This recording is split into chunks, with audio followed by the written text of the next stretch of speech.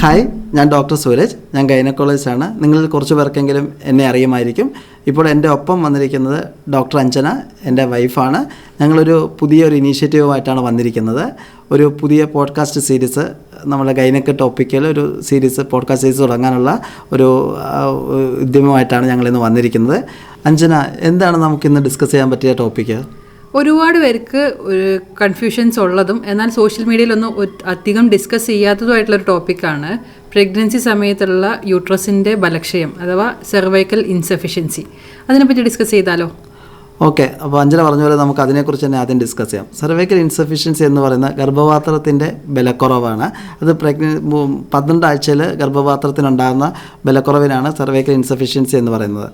അപ്പോൾ അത് നമുക്ക് പലതരത്തിൽ കണ്ടുപിടിക്കാം. സർവൈക്കൽ ലെങ്ത് നമ്മൾ നോക്കും. 3-ാം മാസത്തിലെ സ്കാനിങ്ങിൽ സർവൈക്കൽ ലെങ്ത് നോക്കും. സർവൈക്കൽ ലെങ്ത് 2 സെൻറ്റിമീറ്റർ താഴെയാണെങ്കിൽ സർവിക്സ് ഓപ്പണായി പോയി പ്രസവം നേരത്തെ ആകാനുള്ള സാധ്യത ഉണ്ട്. പിന്നെ മൾട്ടിപ്പിൾ പ്രഗ്നൻസി, അതായത് ട്വിൻ പ്രഗ്നൻസിയിൽ നമുക്ക് സർവിക്സ് ഓപ്പൺ ആകാനുള്ള സാധ്യതയുണ്ട്.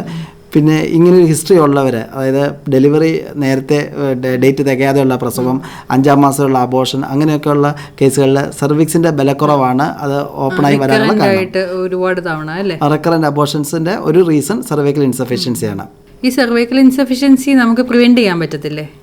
സർവൈക്കൽ ഇൻസഫിഷ്യൻസി നമുക്ക് പ്രിവെൻറ്റ് ചെയ്യാൻ പറ്റും. അത് നമ്മൾ 3-ാം മാസത്തിൽ ഗർഭപാത്രത്തിൻ്റെ ലെങ്ത്, സർവിക്സിൻ്റെ ലെങ്ത് 2 സെൻറ്റിമീറ്ററിൽ താഴെയാണെങ്കിൽ നമുക്കൊരു സ്റ്റിച്ച് ഇടാൻ പറ്റും.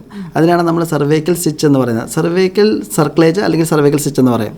ഇത് നമ്മൾ ഒരു അനസ്തീഷ്യ കൊടുത്തിട്ട്, സ്പൈനൽ അനസ്തീഷ്യ, അതായത് തിയേറ്ററിൽ കയറ്റിയിട്ട് സ്പൈനൽ അനസ്തീഷ്യ കൊടുത്തിട്ട് ഇടുന്ന സ്റ്റിച്ചാണ് സർവൈക്കൽ സ്റ്റിച്ച്. അപ്പോൾ സർവൈക്കൽ സ്റ്റിച്ച് ഇട്ട് കഴിഞ്ഞിട്ടുണ്ടെങ്കിൽ നമുക്ക് പേഷ്യൻറ്റിനോട് നമ്മൾ സാധാരണ രീതിയിൽ റെസ്റ്റ് എടുക്കാൻ പറയും.